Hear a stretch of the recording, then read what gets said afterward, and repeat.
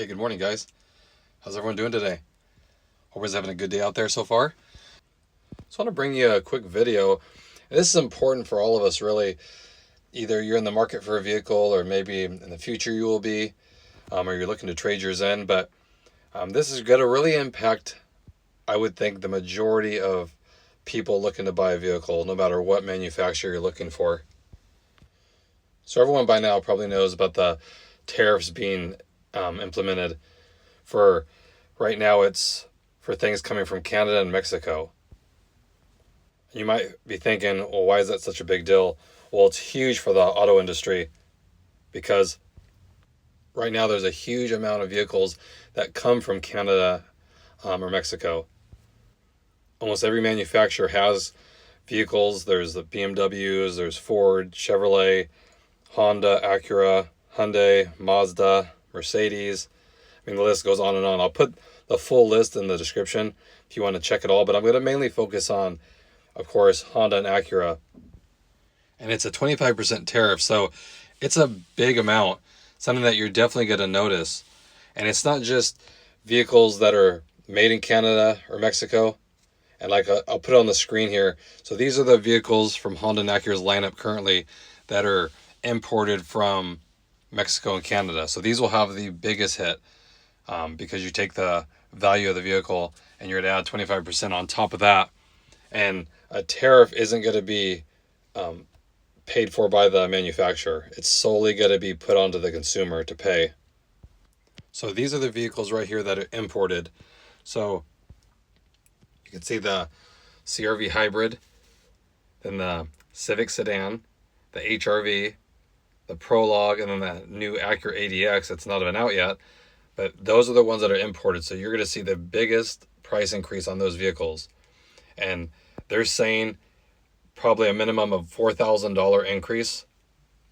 And then you get to the SUVs and the trucks, the bigger dollar items, could get $9,000 to $12,000 increase. So we're not talking like $500. Sometimes, the next model year will be $500 more.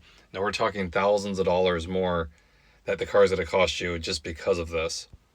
And then all the other cars not on this list, so the Accord, the MDX, RDX, all those, they're also going to go up because any part that comes from Canada or Mexico, and there's a lot of parts that come from Mexico, believe it or not, they're going to be hit with a 25% increase. So, say it cost $500 for parts from Mexico to build a RDX. Well, now it'll be $625. That's just a small example.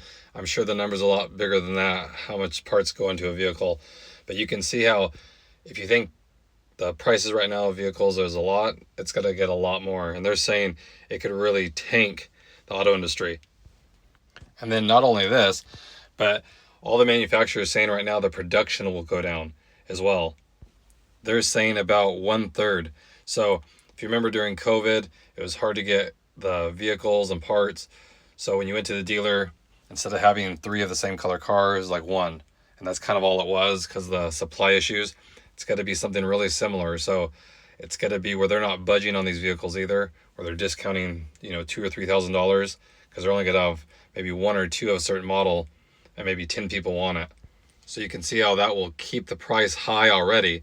So right now there's a 1-month delay on it. So if you're in the market for a vehicle, like in the near future, I would look to get it within this month because the same vehicle is just going to cost you thousands more.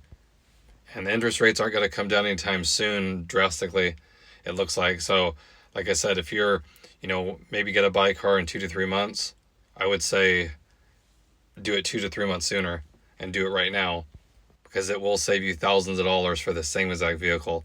And then also when they cut production, all this kind of stuff, what have we noticed? We've noticed that the quality of the vehicles go down too.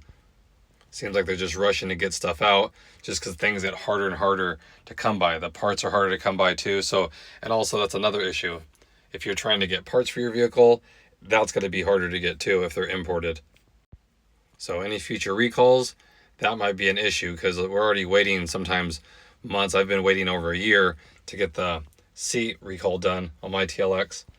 So having this kind of issue, if the parts come from any of these places, it could delay it even that much further. So it doesn't seem like a great thing if you're in the market to buy one. Like I said, I would say sooner the better, because if you're going to wait, it's going to go up thousands. And if you have a great car and it has no issues, it might be a time to hold off on even buying anything just because of all this. Just paying so much more for a vehicle, and you know in the end it's not really worth the price. And it gets frustrating because we expect a lot, and you pay so much for these vehicles, and then they start having all these issues, and it gets frustrating.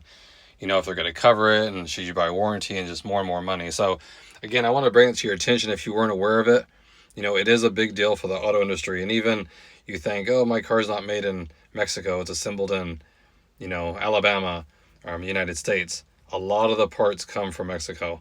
I've taken a lot of parts apart, and a lot of the backs are stamped with Mexico on them.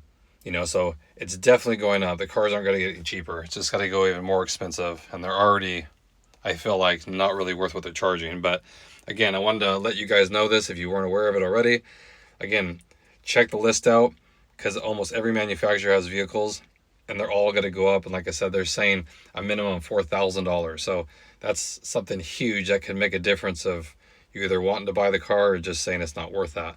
So again, check it out in the description below. If you have any questions, comments, definitely leave them below. I'll get back to you. I appreciate it as always. And I'll catch you guys in the next one. Thanks again, everybody.